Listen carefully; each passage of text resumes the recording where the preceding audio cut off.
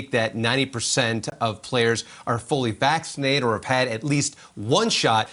Good news to be sure, but many players still are not out of the woods as they still have to deal with strict protocols.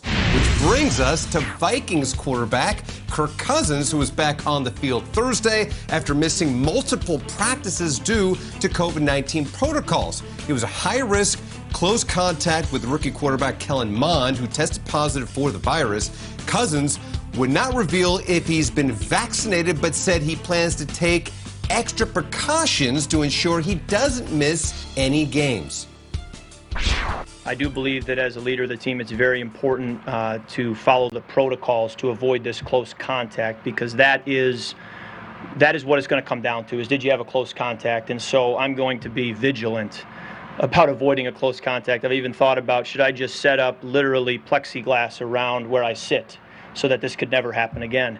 I thought about it because I'm going to do whatever it takes. So we're going to avoid this close contact thing, and I look forward to making sure I'm playing for every game this year. All right, well, staying in the NFC North, all systems go in Green Bay for Aaron Rodgers after his much-publicized issues with the front office. But let's not forget he's the reigning NFL MVP and coming out back-to-back appearances in the NFC Championship game under Matt LaFleur's offense. Rodgers spoke about continuing to fine-tune the offense. There's not a whole lot we wanted to change. I think we want to refine some things that we did last year, kick some plays out that didn't really fit with what we're doing, added a few things, some wrinkles, but Matt does a good job of communicating those things. We kind of throw our ego and our sensitivities out the window when we get in that room, and whatever comes out is what's in the best interest of the team. So it's fun. I enjoy those conversations. I enjoy being proven wrong. I really do. I'm headstrong, but when I come in there and he goes, well, this is this, and I'll show you why. And look at this clip here. And I go, yeah, that looks good. Let's do that. I love the candidness from Aaron Rodgers. And I also love the fact that we're talking about Aaron Rodgers and the offense, not is he or won't he show up to training camp. Definitely like seeing that side for sure. And like Nick Nolte said in Blue Chips, I have become what I despise. And so this is what was happening with the Aaron Rodgers coverage. So I am just glad we're now talking about the offense. It's very important. Very important. Well played. Got a bit of an ovation there from Nate Burleson. Thank you so much. We'll talk to you throughout the morning here. I'm sure you've got a San Francisco 49ers headline to weasel in and wedge in there somewhere over the next couple of hours. There's a lot to unpack there. Rodgers talking about the importance of refinement versus repetition. I love when he talks about his relationship with Matt LaFleur this season in history. What stood out to you guys most about what Rodgers had to say? You know, I had a take a few weeks ago that I have to take back I think was wrong. We were talking about him showing up or would he not show up, and we talked about, angry Rodgers is going to be there, and we said Dracarys, and he's going to light the world on fire. I was wrong. It's not. He's the happiest he's ever been. Let's think about this for a sec. So he right now, he got to show up and basically get his pound of flesh and stand up there and say and make all the things he wanted to say about the organization. They got him to get Randall Cobb. His best friend is there. He's now living with Randall Cobb. Randall's living in his house. So he's got his best friend living with him.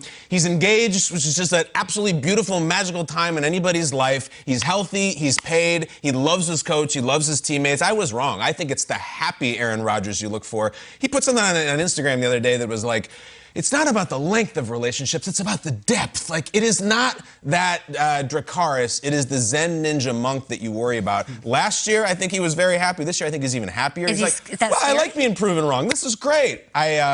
I think it's a bad thing for the NFC. It's scary?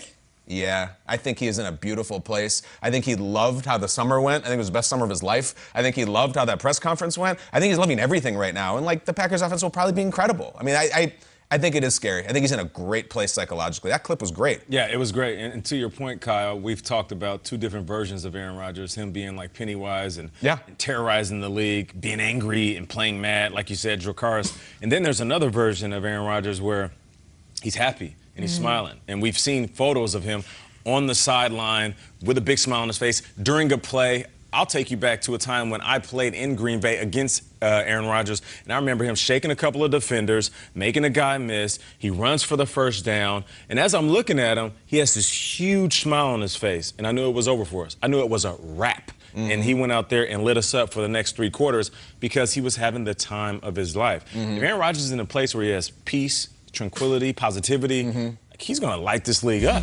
And that's what it seems like he's in. And I will say this, I'm glad that he has a little bit of awareness, saying, you know what?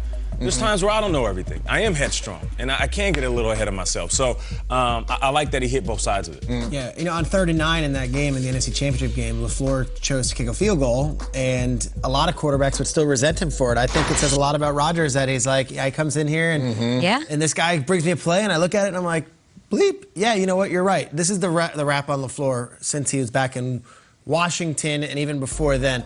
Film junkie, and you could roll your eyes and say, well, they're all film junkies. No, but like, Arthur Smith was telling me this offseason, who's the head coach of the Falcons. They were together in Tennessee.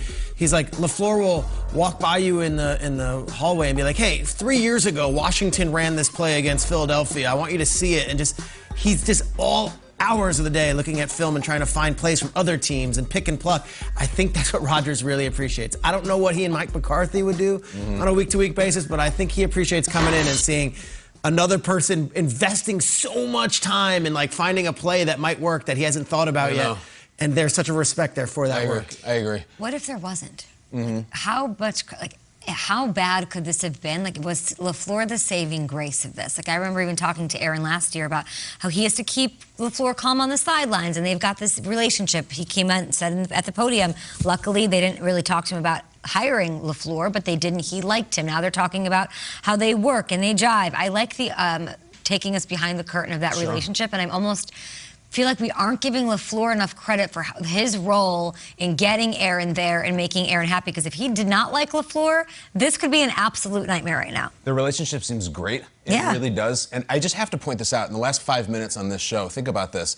In the NFC North, we just saw Rodgers talk about LaFleur. It's great, and this is incredible.